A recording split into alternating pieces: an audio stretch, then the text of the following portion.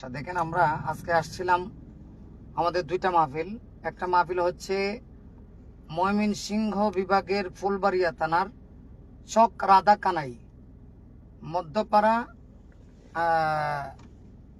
ঈদগাহ মাঠ নুরানি হাফিজিয়া মাদ্রাসা ফুলবাড়িয়া। এটা হচ্ছে ময়মনসিংহের ফুলবাড়িয়া থানার অন্তর্ভুক্ত। তো ওরা যখন আমার কাছ থেকে মাহফিল নেয় তখনই তাদের সাথে কথা আমি মাদ্রাসা বয়ান করব।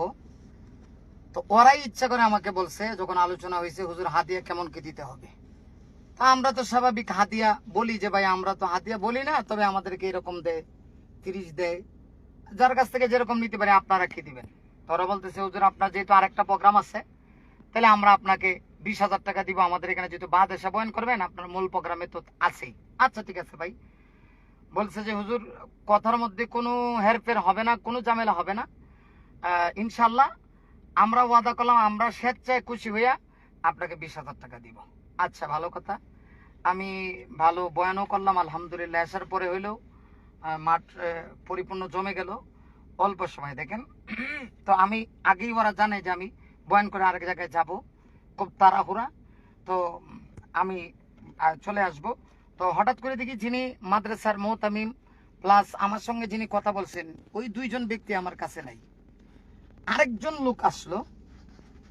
এই লোকটা আমি তাকে চিনিও নাই, আর আমি মাহফিলে আসার পরে এই লোকটা আমাকে একটু হাত মিলাইলো বা একটু কথা বললো। মাহফিলে আসলে পরে তো আমাদের সাথে সবাই কথা বলে। সে নাকি বক্তা। আচ্ছা ঠিক আছে, তার নাম হলো মুর্শিদ করিম আজাদি।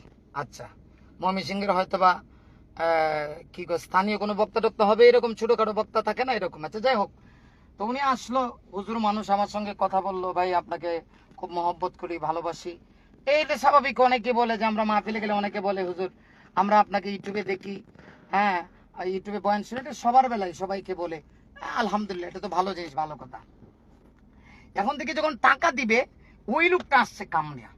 আমি তো আশ্চর্য হয়ে গেলাম। দেখেন বাংলাদেশের বক্তারা কেন কন্টাক্ট করে। আপনারা তো বলেন যে আমরা কন্টাক্টি বক্তা, আপনারা আমাদেরকে গালিগালাজ করেন যারা মানে ধর্ম ব্যবসায়ী।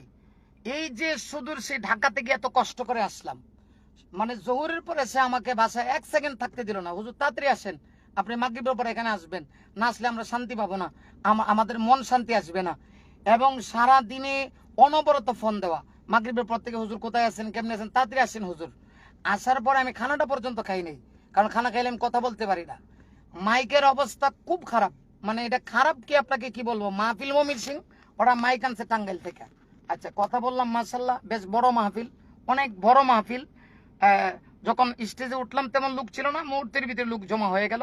আমি আমার টাইম মোতাবেক আমি 10টায় ছেড়ে দিলাম, যেহেতু আমাদের 11:30 আরেক জায়গায় যাওয়া আছে। আচ্ছা যাক, এখন যে মাহফিল কমিটি আমাকে দাওয়াত দিল, এতক্ষণ তারা আমাকে মানে রিসিভ করলো, নিয়ে গেল, ওয়াজ এটা করতে হবে ওইটা করতে হবে, হুজুর রাজনীতি কোনো কথা বলবেন না। মোহতামি সাহেব বলতেছে হুজুর সংঘর্ষমূলক কোনো কথা বলার দরকার নাই, সরাসরি কোরআন থেকে ওয়াজ করবেন। সব ঠিক আছে, মানে দিক নির্দেশনার কোনো শেষ নাই। কিন্তু দেখেন বিষয়টা দুঃখজনক হলে সত্য, যখন বিদায় দিবে তখন ওরা না আইসা।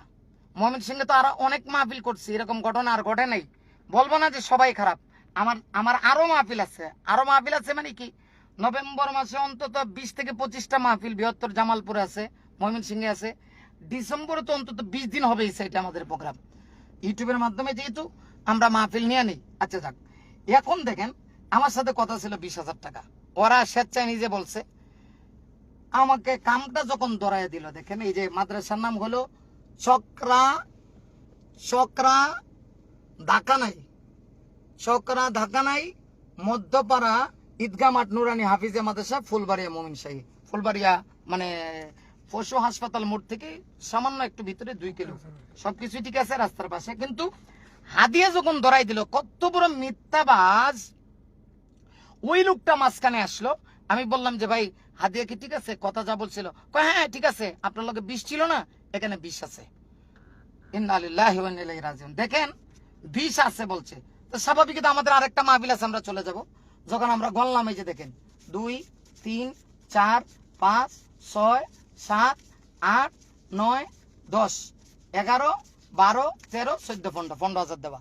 অথচ আমি আগে কোনো অগ্রিম নেই, অন্য মাহফিল থেকে অগ্রিম নেই। কেন নেই? তারা বলছে হুজুর আরেকটা মাহফিল আছে, আপনার অগ্রিম লাগবে না, আমরা ওয়াদা ঠিক রাখবো। 15,000 টাকা দিছে। আচ্ছা যাই হোক, আমার প্রশ্ন হচ্ছে ওদের যদি কোনো সমস্যা থাকে, আমার সাথে ওয়াদা করছে, সমস্যা যদি ওদের থাকে, প্রবলেম থাকে, বলবে যে হুজুর আপনার সাথে যেহেতু আপনার আরেকটা প্রোগ্রাম আছে, মাদ্রাসার প্রোগ্রাম 20,000 বলছি, পারি নাই, আমরা মাদ্রাসা কর্তৃপক্ষ অক্ষম, এটা ভিন্ন ব্যাপার। কিন্তু আমার সাথে ধোঁকাবাজি করা, যারা দায়িত্ব দিছে, যারা দাওয়াত দিছে, এরা টাকা না দিয়া ভিন্ন আরেক লোক আইসা, আমি তাকে চিনি না, তাকে দিয়ে টাকা দিছে। যাই হোক, পরে আমি আমার ড্রাইভারকে পাঠাইলাম। প্লাস যেহেতু এটা একটা মিথ্যাবাদী কাজ করছে, আমি টাকার জন্য না, আমার কথা হচ্ছে ওরা 15,000 টাকা দিবে, আমাকে বলে দিবে, আরেকজনকে দিবে কেন? যখন আবার মোতামি সাহেবের কাছে আমার ড্রাইভার প্লাস আমার সফর সঙ্গী 2 জন ওরা গেল, যার পরে ওনারা আসলো, আইসা বলতেছে হুজুর আমরা তো আপনাকে যে কথা বলছিলাম এই কথাই দিতাম, কিন্তু ওই লোক যিনি আপনার সাথে আইসা কথা বললো উনি বলছে আপনাকে চিনি, আপনি নাকি ওনার বন্ধু। আল্লাহর কসম আমি এই কোলাঙ্গারে কোনোদিন চিনি না, আমি দেখি নাই। এই যে দেখেন তার ছবি, কত বড় ধোঁকাবাজ, মানে আলেম গয়া আলেমদের সাথে কত বড় ধোঁকাবাজি করে দেন। আমি তারা কোনোদিন চিনিও নাই, আমি তারা কোনো দেখি নাই। এই এই এই এই পোলারে আমি কি চিনি? ওই কেটা ওরা চিনার কি আছে? যে কেউ মাহফিলে আসলে, হ্যাঁ যে কেউ মাহফিলে আসলে আমাদের সঙ্গে কথা বলে হাই হ্যালো বলতেই পারে। তারা বলতেছে সে নাকি আমার বন্ধু। সে আমার বন্ধু কিভাবে হয় ভাই? সে বলছে ঠিক আছে আপনারা 20 বলছেন, আমার লগে আমাদের সম্পর্ক আছে, আমি 15 দিলে হবে।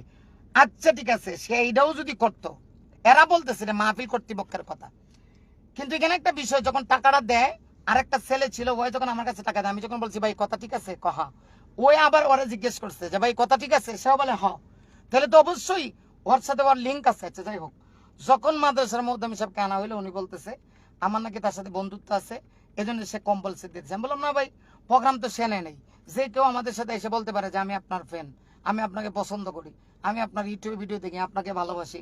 এখানে বসার পর অনেক লোক এসে বলতেছে হুজুর আমাদের এলাকায় অনেক জায়গায় আপনার ওয়াজ বাজানো হয়, এটা যে কোনো বক্তাকে বলতে পারে মাশাআল্লাহ হুজুর আপনারা খুব ভালো লাগে, এই সেই, এটা ভালো কথা। কিন্তু কত বড় ধোঁকাবাজ।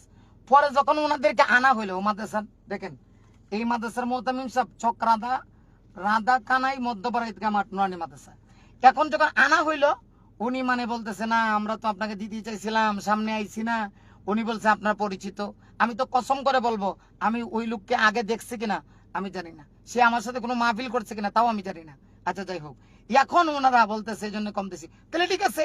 এখন যেহেতু আমরা বলছি যে আমরা তাকে চিনি না, আমাদেরকে দিয়ে দিবে না, তাদের সাথে জোরাজুরি করে দেন, লাস্টে তারা আবার 3,000 টাকা দিছে, মানে এই টাকাটা দিতে রাজি না। অথচ দিল প্রাণ উজাড় করে হুজুর মাঠ জমায় দিতে হইব, হুজুর ওয়াজ করতে হইব, হুজুর কণ্ঠ দিতে হইব, এই দিতে হইব, সেই দিতে হইব, হুজুর পুরা গরম করে ফেলতে হবে, এই সেই। দেখেন মানুষ কত বড় ধোঁকাবাজ, লাস্টে তারা আমাদেরকে 18,000 টাকা দিছে। দেখেন মানুষ কত বড় ধোঁকাবাজ। বক্তারা কেনই সমস্ত কাজ করে?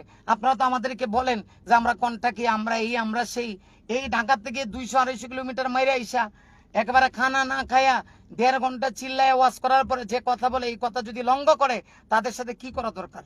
এটা আপনারাই বলেন। এই ধোঁকাবাজ, আর বিশেষ করে আমাদের আলেম শ্রেণীর মধ্যে একদল আছে, ওই ছেলেটা সে এখানে মাঝখানে কেন ঢুকবে আমার প্রশ্ন। এই বাটপারি তার করার কি দরকার? আর মাদ্রাসাওয়ালা কত বড় খারাপ। এখন আমি বয়ান করার পরে আমি ছিলাম দ্বিতীয় বক্তা, তৃতীয় বক্তা বয়ান করতেছে কেফায়েতুল্লাহ আল মাহাদি সাহেব, মানে এরপরে ওনার পরে আরেকজন আছে। পোস্টারটা অবশ্যই আমি আমার ফেসবুক পেজে দিছি, এই পেজে আপনারা দেখেন কমেন্টসে গিয়ে পোস্টারটা দিছি। তো আমাদের উপরে মুরব্বী ছিল একজন সোহেব আনসারি, এরপরে আমি দ্বিতীয় বক্তা, এখন তৃতীয় বক্তা বয়ান করতেছে কেফায়েতুল্লাহ আল মাহাদি সাহেব। পুরা মাঠটা ভরা, কত বড় ধোঁকাবাজার, কত বড় টাউটার টাউট যে এই কাজ করে ওরা বক্তাদের সাথে। এই কারণেই আজকে বাংলাদেশের বক্তারা বলে যে আগে পরিপূর্ণ টাকা দেন, এরপরে মাহফিলে যাব, আর না হইলে যাব না। কারণ ওরা স্বেচ্ছায় বলছে আমাকে টাকা দিবে, এর মধ্যে ওরা যেটা ওয়াদা করছে 5,000 টাকা কম দিয়া মিথ্যা ধোঁকাবাজ মাঝখানে আরেকজনকে ঢুকায়। আর ওই কোলাঙ্গার হুজুর, এটা কেমন হুজুর? হ্যাঁ, এই যে ওরা আমি ভালো করে চিনিও না, হ্যাঁ বুঝি পরিচয় দিছে নাকি আমার বন্ধু মানুষ, আমারে খুব ভালো করে চিনে। হ্যাঁ, এটার নাম কি? খুরশিদ কারিম আজাদি, খুরশেদ মুর্শিদ কারিম কি জানি আজাদি না বাজাদি। আচ্ছা যাই হোক, কত বড় ধোঁকাবাজ। এখন চিন্তা করেন, আপনারাই বিচার করেন। ভাই লাইভটা লম্বা করতে পারছি না, দেশবাসীর কাছে বিচার দিলাম, আপনারাই বিচার করেন। এরা আলেমদের সাথে বক্তাদের সাথে এমন করে কেন? আর বক্তারা যদি কন্ট্যাক্ট করে, আপনারা যে গালিগালাজ করেন কেন এইগুলা করে? এত দূর থেকে আইসা যেটা ওয়াদা ছিল, ওরা নিজে যেটা বলছে ওটাকে ঠিক রাখবে না? ওরা নিজে যেটা বলছে ওটাকে আর 20,000 টাকা কিন্তু মহা কিছু। পরের প্রোগ্রাম তো আমরা 30,000 টাকা হাত দিয়ে ওরা বলছে দিবে, আমরা তো ওখানে যাচ্ছি। ঠিক আছে, ওরাই তো স্বেচ্ছায় বলছে হুজুর আপনার আরেকটা প্রোগ্রাম আছে, আমরা বাদ এসে 20,000 টাকা দিব। তাহলে ওরা কেন এরকম করবে? আপনাদের কাছে বিচার দিলাম। আর আশা করি আপনারা বিবেকমান মানুষ এই বিষয়টা বুঝবেন। বক্তাদের ব্যাপারে আপনারা নেগেটিভ মন্তব্য করার আগে অবশ্যই বুঝে শুনে মন্তব্য করবেন। আর এই এলাকার কেউ যদি থাকেন, আপনারা এই যে এলাকা ফুলবাড়িয়ার সব রাধাকানাই মধ্যপাড়া ঈদগাহ মাঠ নুরানি হাফিজিয়া মাদ্রাসা কর্তৃপক্ষ যদি কেউ দেখে থাকেন, অবশ্যই কেউ না কেউ থাকবে অবশ্যই আমার সঙ্গে, আপনারা এই বিষয়টা তদন্ত করবেন তারা কেন এমন কাজ করছে। আমি তো তাদেরকে কোনো দিক দিয়ে কৃপণতা করি নাই। মাঠে যখন বসছিলাম 100 লোক ছিল, পরে বয়ান করার পরে কয়েক হাজার লোক হয়ে গেছে, পুরো মাঠ কানায় কানায় পরিপূর্ণ। ওয়াজে তো আমি কোনো কৃপণতা করি নাই। তাহলে আমার সঙ্গে যেটা ওয়াদা দিয়ে আনলো, এই ওয়াদা বরখেলাফ কেন করলো? আমি আপনাদের কাছে বিচার চাই। আশা করি এটার সুষ্ঠু তদন্ত হবে, যাতে করে আপনাদের এলাকার বদনাম না হয়। আল্লাহ তাআলা সবাইকে বোঝার তৌফিক দান করুন।